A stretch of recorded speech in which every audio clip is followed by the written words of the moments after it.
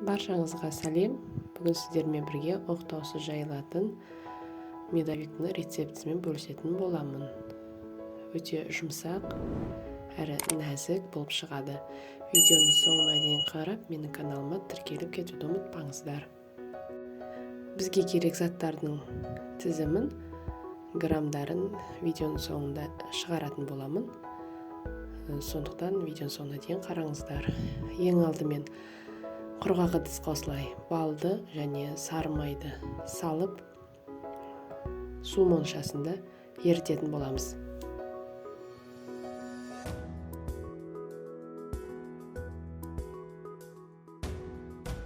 Майымыз осылай ерігеннен кейін 2 ас қасық содамызды салып, массамыз көтерілгенге дейін қайнатамыз. Масса 2-3 есе көтеріледі осылай. Одан кейін отты өшіріп, ыдысымызды шығарып қоямыз. Бұл массамыз суығанға дейін бөлек ыдыста жұмыртқа мен қантты миксермен араластырамыз.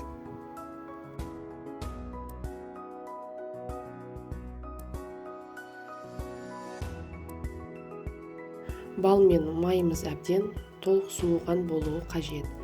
Себебі егер ыстық болған жағдайда жұмыртқамыз пісіп кетеді. Осылай жұмыртқа мен қант әбден қантымыз ерігеннен кейін біртіндеп құямыз. Әбден араластырып аламыз, осындай масса болады. Сосын елеуіктен өткізген ұнымызды біртіндеп араластыра отырып осылай саламыз.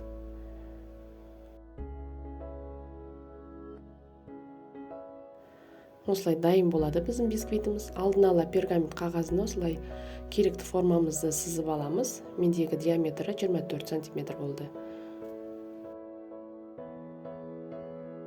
Массаны сорпа құятын немесе сүт құятын ожаумен осылай бір ожаудан құямыз да осылай тегістеп 180 градус температурада қызарғанша пісіріп аламыз. Біздің корждарымыз осылаймен дайын, өте тез дайындалады. Сіздер де дайындап көріңіздер. Видеоның соңына дейін қарағандарыңызға рахмет. Менің каналыма тіркеліп кетуді ұмытпаңыздар.